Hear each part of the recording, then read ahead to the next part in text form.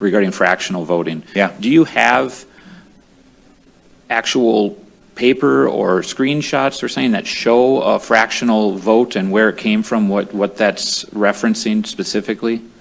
This is in the affidavit provided by Russ Ramslander, and what they were doing, and it's probably too complicated to go into here, although I do have a slide that kind of demonstrates a little bit of the path I can get into. But this is an actual printout from Dominion Voting Systems, and in their translate or their feed to all of the news outlets, and there's a whole chain of command that they go through for this data. And I was never interested in that. I was interested in seeing the flash up on the screen that says percentage of precincts reporting what's the vote. But behind that simple number chase, there's a whole bunch of handoffs. And okay. I think I've got this actually in a backup slide, so let me just double check here. Hey everybody, Jason Burmis here, and what you've been watching is something you will not see on any mainstream media. You will not see it on Fox. You will not see it on MSNBC or CBS or ABC. Obviously, it won't be on CNN. I don't even know that C-SPAN is covering these hearings. In fact, what you were watching was the feed from Right Side Broadcasting Network, and the only other outlet that I know of that is covering this is OAN, One America News. And agree or disagree with whether or not Trump won the election. Number one, you don't really know one way or the other without access, okay? And you certainly couldn't call it for Biden if you have no background knowledge in anything that we just saw in the last 2 minutes. You know, the guy who is challenging the witness in Michigan about the recounts can't imagine that the recounts themselves would be able to be tampered with, that one or the other would work. I would disagree on that. I think you cover your bases all over when you're talking about this type of fraud. My major concern is, of course, the digital voting. It has been for a long time. All these voting machines, going back to, you know, me kicking and screaming about it before I ever even got into this professionally in 2004, is upsetting. It's more than upsetting. And the corruption has only gotten greater and greater and greater and greater. And when I watched an intelligence official yesterday, you know, this guy who had basically gone around and talked about not only Smartmatic, but when it was Diebold, okay? And he goes, you know, the media's said a lot of things about Chavez, and I've been one of them. Like, I'll say this, promoting the idea that this is like, you know, some kind of communist takeover. I think it's simple-minded. But he kept going back to the Chavez and Maduro election, and he kept saying that, you know, I had inside information. I was talking to members of Chavez's family that said there was no way that Maduro could win because Chavez had invested enough money into these machines, which may or may not be the case. It's hard to tell when you got an intelligence official up there, right? Because the other thing that I think was really important was he was in a roundabout way admitting that this software, these were tools to rig elections all over the world. And he had been a part of the rigging of those elections. So the same technology that the United States spook class, I would call them the middle class of spooks, right? That, you know, the guys that are in the trade that want to believe they're doing the right thing for America. The enemy will do it, so we better do it first, right? Remember John Perkins, Confessions of an Economic Hitman? You know, that type of person. The tools they used to dominate and influence and rig elections and culture in second and third world countries around the world has now come back to bite them in the ass. And they have to realize now that it is really a predator class that controls this whole quote-unquote intelligence community, right? At the top. You call it the deep state, you call it the swamp. They're the ones that are calling the shots. And I'll say it again for the 150 billionth time. You go back to 2016, and you think that those elections didn't have types of fraud in them. I'll bet you go back and look at those elections, there's a ton. I have never bought into this odd narrative that somehow Hillary Clinton won the popular vote. Okay? Remember, when you started doing recounts in Wisconsin alone, all of a sudden the votes started flipping. And, then people will say, just like he did, well, why aren't we seeing the flips with these recounts? How come they're validating? Well, obviously, when you look back at Wisconsin, right, they just did not have whatever infrastructure they had set up to do this type of thing, where they thought they had their bases covered with whatever they were doing with the voting tabulations via machines and then ballots. Now, this guy was talking about going down ballot, and that some of these elections outside of the presidential election this year may have had problems. Okay? So this is just an opinion, but I really believe that now, they've just clamped down so much on everything. Could you imagine if this was on the other side and it was Biden demanding the media would be all over this. And instead what I see is the president is lost. He keeps trying to overturn the election, but he's a loser, and he keeps losing and losing and losing and losing and losing. And he may lose this battle. It's a big one. This might be the war. He might lose this one. Doesn't mean that he's wrong, unfortunately. You can put your head in the sand, but it doesn't mean the guy's wrong. And we're going to go over all this news. In fact, what Trump's campaign lawyer said about this, intelligence official. I can tell you what's not true. This intelligence official saying that this was the most secure election in American history. I mean, not only does that smell and reek of bullshit on its face, it is totally unprovable. He's totally unprovable. But it's a statement from an authoritative figure that the media wants to promote. I mean, again, you look at the two candidates. I mean, one of them has a broken foot right now from playing with his dog.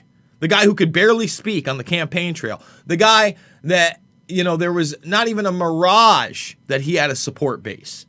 His entire base, even not even behind closed doors in polls, were people that literally had a mental illness towards the president, Trump derangement syndrome, put on by the media.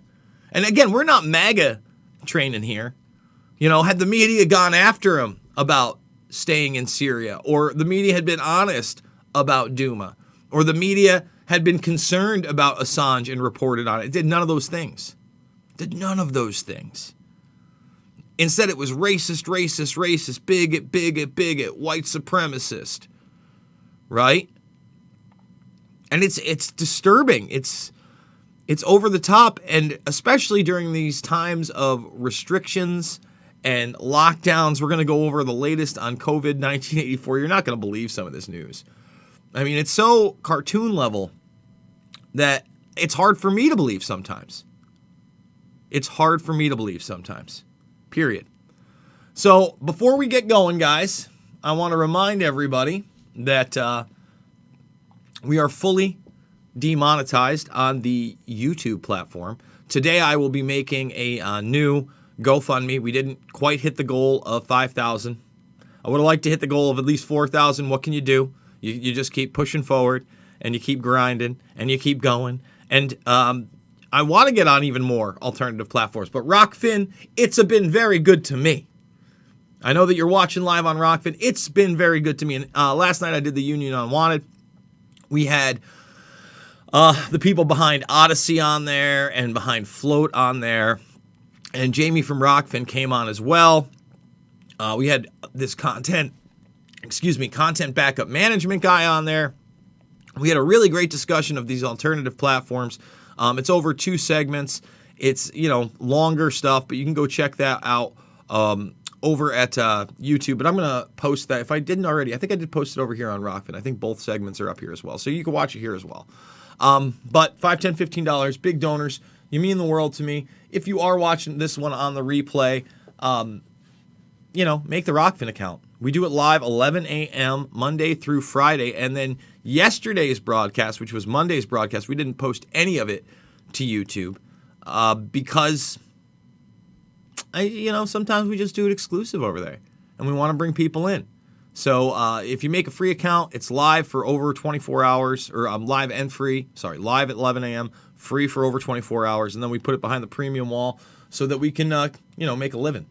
All the documentary films are free: Loose Change, Final Cut, Fabled Enemies, Invisible Empire, A New World Order Defined, and Shade the Motion Picture. If you are watching this on YouTube, please thumbs it up, subscribe, and share. Let's get to 60, 75, 100,000 subscribers before they arbitrarily delete my channel unjustifiably through selective enforcement and semantics. That's my prediction. Just me.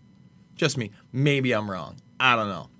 So, the mainstream media wants you to believe it's over. It's been over. They wanted you to believe, the media calls elections now. All right? And Wisconsin and Arizona have made it official. You saw the Arizona governor, who's apparently a Republican, just basically ignore everything that happened yesterday. And that thing started early in the morning, like 7:30, 8 o'clock a.m. Eastern time. And I was watching it well into, I want to say after the Union of the Unwanted. It was still on. I mean, over 12 hours. I'm not even sure everybody got to talk. I know that before I did Mixed Martial Mindset, there were still 11 people left to talk. And look, the evidence that we're being lied to is overwhelming. And remember, they're talking about widespread voter fraud. Or widespread election fraud. Widespread is semantics, right? Again, if we wanted to secure our elections, they could have been secured a long, long time ago. The reason they are not secured is so, a predator class can install their puppets. They've already installed their puppets in the media, like Leslie, who can sit there and just look at Trump and say there's no Hunter Biden scandal. Go, no, this is 60 Minutes. No, they didn't spy on your campaign. No, stop. No. And we're going to get a lot more of that. Okay? And that's why we're so careful here to go over the authoritative sources. But Trump campaign lawyer says fired election security chief Chris Krebs should be taken out at dawn and shot for claiming vote was the most secure in U.S. history. We are not calling for violence on this channel. We are simply reporting the news. And Krebs is, again, this guy that the media has propped up. He said, no, this is it. This is the most secure election. What are you talking about? We had more mail-in ballots than ever. More people supposedly voted than any other time in history. Trump got more votes than he did last time. Okay? All the polls were wrong except, and it wasn't a poll, was the media's prediction that it would look like a red mirage on the night before. Nobody finds any of this suspicious. Instead, this guy he's not a moron, this guy right here. He knows exactly what he's doing. Give me a break. And I'm not calling for anybody's death, but look at this. Krebs appeared on 60 Minutes Sunday night and further angered Trump. Weird that 60 Minutes, no. I mean, it makes me sick. And it should make you sick. I watched somebody yesterday talk about how they saw 3 ballots with the same ballot number on them, all be counted. There's no way they could all have that. 2 of them with a weird black mark, 1 of them with a weird red mark. We've talked about hard drives that have no chain of custody again and again and again. We've talked about these local machines being hooked into Ethernet cables. No, there's no reason for any of that. Again, a dumb guy like me could build a more secure voting system in a week. Just little old me, low budget. I could do it. Me, the guy wearing a UFC hat. Okay? But again, these are features.